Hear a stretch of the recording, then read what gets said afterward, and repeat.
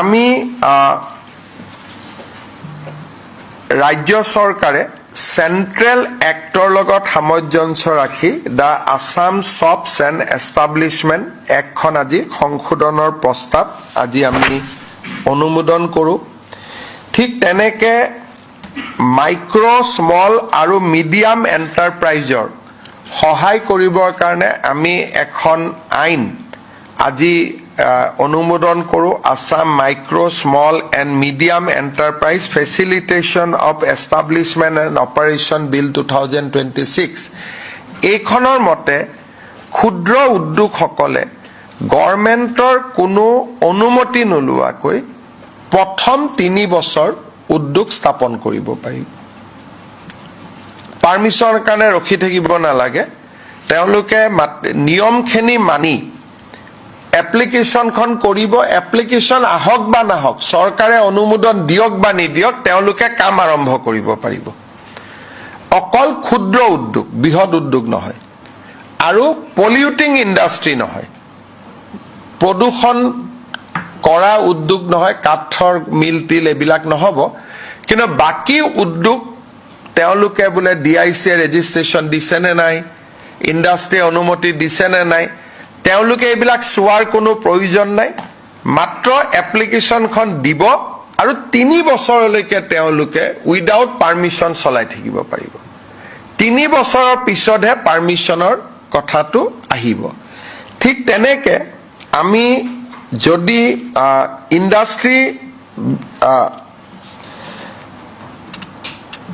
যিখিনি কোনোবা এখন জিলাত যদি এটা ইণ্ডাষ্ট্ৰিয়েল ষ্টেট আছে, সেই ইণ্ডাষ্ট্ৰিয়েল ষ্টেটত উদ্যোগ কৰিবৰ কাৰণে বিদ্যুতৰ পাৰ্মিশ্যন ল'বৰ কাৰণে আগতে এইবিলাকত পঞ্চায়তৰ পাৰ্মিশ্যন লাগে, ফায়াৰ ব্ৰিগেডৰ পাৰ্মিশ্যন লাগে, ইলেক্ট্ৰিচিটি বোৰ্ডৰ পাৰ্মিশ্যন লাগে, ইনস্পেকশ্যন লাগে। এতিয়া ইণ্ডাষ্ট্ৰিয়েল ষ্টেটত যদি এটা উদ্যোগ হয়, এই গোটেই অনুমতি উদ্যোগ বিভাগে দিব পাৰিব। Single window clearance. তেওঁলোকে পঞ্চায়ত, GMDA, GMCA কাকো সুধিব নালাগে। যদি ইণ্ডাষ্ট্ৰিয়েল ষ্টেটৰ ভিতৰত হয়, চৰকাৰৰ নিয়ম নীতি পৰীক্ষা কৰি উদ্যোগ বিভাগে এই গোটেই অনুমতি তেওঁলোকক দিব পাৰিব। কোনো মানুহে বেলেগ বেলেগ জাগাত যাব নোৱাৰে। কিন্তু ইণ্ডাষ্ট্ৰিয়েল ষ্টেটৰ বাহিৰত যদি উদ্যোগ হয়, তেতিয়াহ'লে কিন্তু অনুমতিবোৰ ল'ব লাগিব। এই ৰিলেক্সেশ্যনটো অকল ইণ্ডাষ্ট্ৰিয়েল ষ্টেটৰ ভিতৰতহে কৰিব দিয়া হৈছে। কিন্তু যদি কোনোবা এটা উদ্যোগ স্থাপন কৰে গাঁৱত বা চহৰত, ইণ্ডাষ্ট্ৰিয়েল ষ্টেট নহয়, তেতিয়াহ'লে কিন্তু ফুল পাৰ্মিশ্যন তেওঁলোকে প্ৰত্যেক বিভাগৰ পৰা ল'ব লাগিব।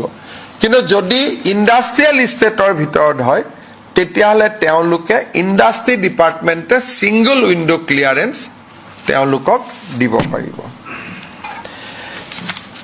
আজি কেবিনেটে Assam micro small medium industry আৰু Assam ease of doing business এই দুইখন পাছ কৰে, যিখিনি আপোনালোকক মই ইতিমধ্যে ব্ৰিফ কৰিছোঁ। ঠিক তেনেকৈ কেবিনেটত আজি টাউন এণ্ড কাণ্ট্ৰি প্লেনিঙৰ কিছু নিয়ম শিথিল কৰি, ফায়াৰৰ কিছু নিয়ম শিথিল কৰি, লেণ্ড ৰিক্লাছিফিকেশ্যনৰ নিয়ম শিথিল কৰি আমি অসম জনবিশ্বাস বিল 2026খনো আজি কেবিনেটত অনুমোদন কৰা হৈছে। এই 3খন আইনৰ জৰিয়তে চৰকাৰী ৰেড টেপিজিম বা যিখিনি আমি কওঁ যে ৰঙা ফিটাৰ মেৰ পাছ, এইটোৰ পৰা আমাৰ সমাজখন ওলাই আহিব পাৰিব। আজি কেবিনেটত Guwahati satellite city development authority bill 2026 অনুমোদন হয়। এতিয়া আমাৰ বিধানসভালৈ এই অথৰিটিটো গঠনৰ কাৰণে বিল এখন যাব। আমাৰ বহুত সময়ত বাতৰি কাকতত ওলাই আছে যে ছেটেলাইট চিটি হ'ব, আদানী কৰিব, আম্বানী কৰিব, কোনেও নকৰে। এইটো কৰিব Guwahati satellite city development authority. তাৰমানে এইটো এটা সম্পূৰ্ণ চৰকাৰী প্ৰচেষ্টা, ইয়াতে কোনো ব্যক্তিগত জড়িত নাই। ই এখন অথৰিটি হ'ব, Guwahati satellite city development authority. তাৰ চেয়াৰমেন মুখ্যমন্ত্ৰী হ'ব আৰু এক্সিকিউটিভ কমিটিৰ চেয়াৰমেন চিফ ছেক্ৰেটাৰী হ'ব। আৰু তেওঁলোকৰ অধীনতে এই স্যাটেলাইট সিটি নিৰ্মাণ হ'ব। ইয়াত কোনো আদানী আম্বানী এই নামবিলাক যিবিলাক কৈ থকা হৈছে এই নামবিলাকৰ কোনো প্ৰাসংগিকতা নাই। এইটো এটা চৰকাৰী প্ৰচেষ্টা আৰু বিধানসভাত এই আইনখনো উত্থাপন কৰা হ'ব। আপোনালোকে জানে যে আমি কিছুদিন আগতে এখন আইন পাছ কৰিছিলো যে বৰপেটা মাজুলী বা আমাৰ বটদ্ৰৱাত তিনিটা জেনেৰেশ্যন নহলে তাত মাটি কিনা বেচা নহব। ভাৰত চৰকাৰে এই আইনখনত কিছু আমাক সংশোধনী দি পঠিয়াইছে আইনখন আৰু অলপ শক্তিশালী কৰিবৰ কাৰণে। গতিকে এই আইনখন Assam land revenue regulation chapter 12 এই আইনখন অলপমান আৰু অলপ শক্তিশালী কৰি নতুন ৰূপত বিধানসভাত উত্থাপন কৰা হ'ব। গতিকে এইখিনি আজি আমাৰ কেবিনেটত মুখ্য সিদ্ধান্ত আছিলে। ৰাজ্যত অগৰ ব্যৱসায় ইয়াক শৃংখলিত কৰা আৰু খেতিয়কসকল যাতে ইয়াৰ পৰা উপকৃত হয় তাৰ ওপৰত অধ্যয়ন কৰি চৰকাৰক পৰামৰ্শ দিবলৈ পীযুষ হাজৰিকা, বিমল বৰা আৰু জয়ন্ত মল্ল বৰুৱাৰ নেতৃত্বত এখন কেবিনেট কমিটি কৰা হৈছে।